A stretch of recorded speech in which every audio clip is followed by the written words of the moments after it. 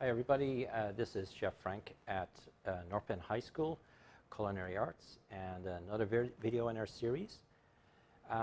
This one is about brown bread, and I've got actually two videos. One is my mom over in Dublin,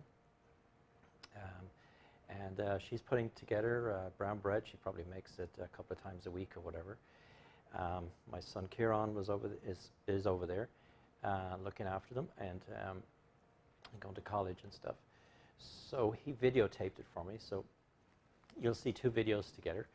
Now there is a little bit of a difference when it comes to the flour that they use.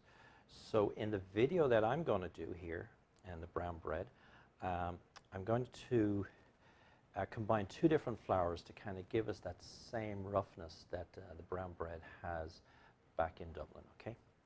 So I have some ingredients here in front of me. It's pretty easy to make, and this is a good bread. So a large bowl, and of course I've washed my hands and everything. And into this I have 2 pounds of whole wheat flour. Now this is where the difference comes. The whole wheat flour that they're able to get over there is a lot rougher. It's a coarser flour. Got more of the bran and stuff in it. So what we have here anyway is this 2 pounds of whole wheat flour. This particular one I got at Coos food store down in Coos Bay, and I'll put in a little picture of the label. It's in bulk, so you can just get it. And I'm going to put this into my bowl. To that, I'm going to add in some bran. Now, what I usually do is to put in the same amount, like if I have 2 pounds in here, I'll look at the volume in my bowl and kind of make it the same. So this is a lot, and in the instructions that I'll put behind on the bottom of the video here in the description, I'll put in the amounts here that I have of the bran. And I got the bran there as well. And again, I'll put in the picture of the label. So just add the two of them together. Try to keep everything clean by adding my bowls together. I've got some salt here, and that goes in. Again, it's going to be in the ingredient list. Baking powder, add that in. And then just give this a mix quickly. Rub it kind of between your fingers. That way you know that there's no lumps or anything in there. And give it a good, kind of a good mix.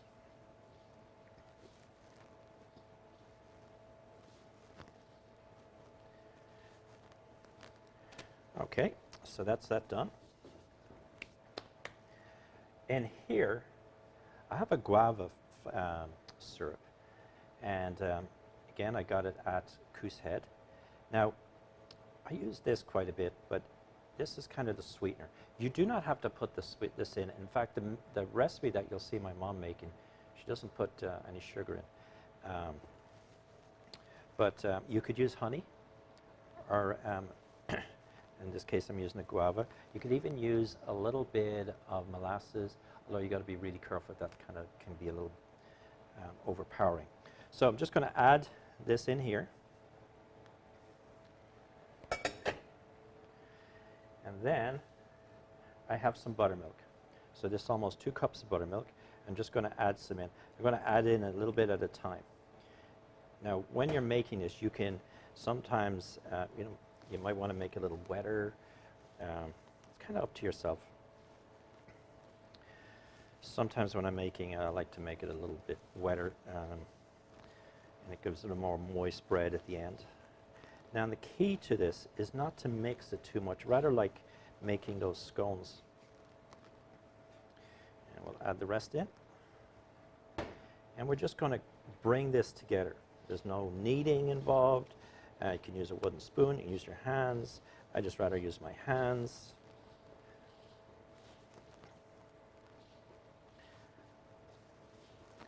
And you just kind of bring it together. I'll show you here in a second. Okay, so have it all mixed together. Now you have a decision here now that you can make. You could take this and put it into a loaf tin and then bake it off, or you can make it into a cake form. So either way works.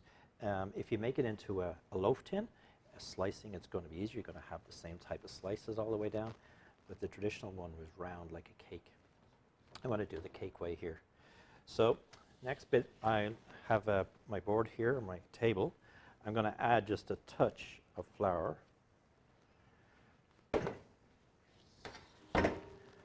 Turn this out.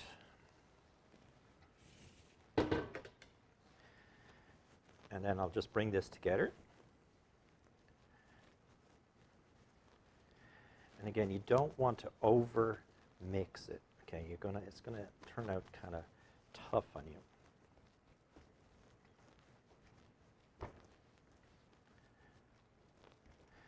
And I'm just using my hands just to kind of move it around, form it up. Get it as round as you can.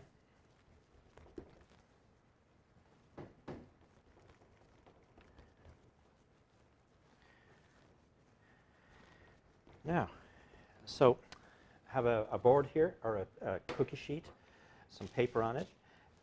If I have a pizza stone in the oven, I could just cook it straight on the pizza stone. The oven is about 350, and it's going to take, about 30 to 40 minutes, okay, at 350 on the convection. Now, just kind of pick it up gently. Pop it onto my board, board here, and then we'll want to fix the top of it here. So let me get a knife here, and I'm just going to make a cut right across the top. I'm going to turn it around and cut the other way, so it's kind of a cross kind of effect. And then I got a little bit of the buttermilk left here, so I'm just going to place a little bit on the top, and then just kind of use my fingers just to dampen the top, and that will kind of give us a nice little, or help to give it a nice little shine. So you can see that was pretty quick. I'm giving away some secrets here, but anyway, we'll put this in the oven.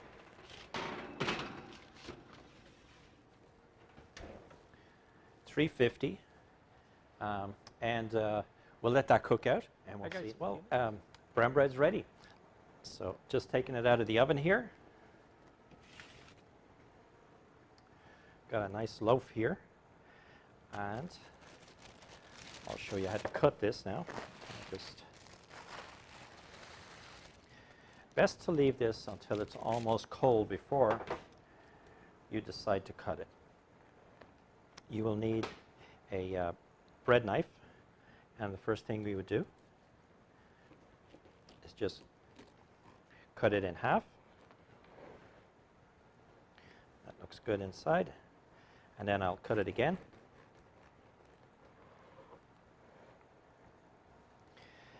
Now, I should have told you, the way to know whether this is done, whether it's cooked, is to turn it over and tap. You'll get this hollow sound, and that is going to tell you that, that the bread is ready. If it is very dull, it's going to need a little bit more. And some of this will depend on your oven and also the tray that you use, or if you cook it on a pizza stone. So, you know, you're going to give it half an hour, 40 minutes or so, and then check it. And you just lift it up, tap it. If it doesn't sound hollow, give it a little longer. And sometimes it does take that. Maybe it depends on how tall you make it. There's a lot of different things. So just be patient with it. I'm going to cut some of this here for myself.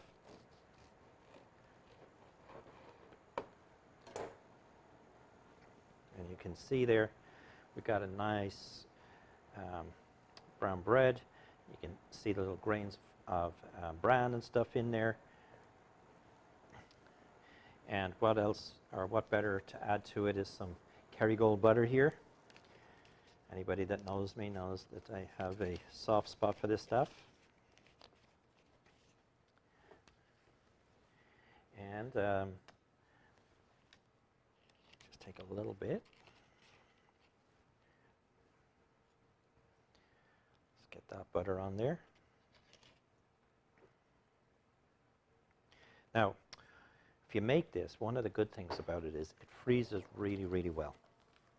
When it goes completely cold, you can divide it up into the quarters, put it in a Ziploc bag, freeze it, and then when you want to use it, take it out and just slice it. Slicing it is nice and thin. You see the way I got that one?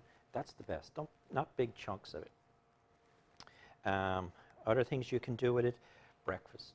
When you cook up some bacon and sausage and stuff, you got that fat, that bacon fat in the end.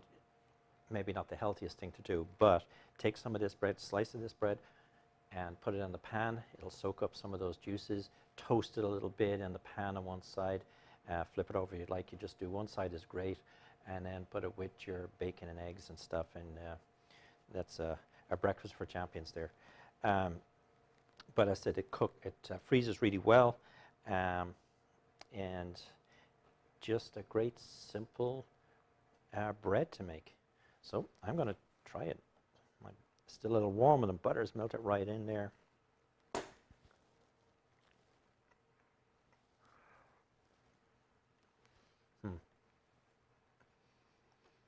All I need now is a cup of tea. So until the next video, guys, enjoy. And if you like the video, please subscribe in the end. Give it a thumbs up. And we'll see you again. Thank you very much from Chef Frank at North Bend High School.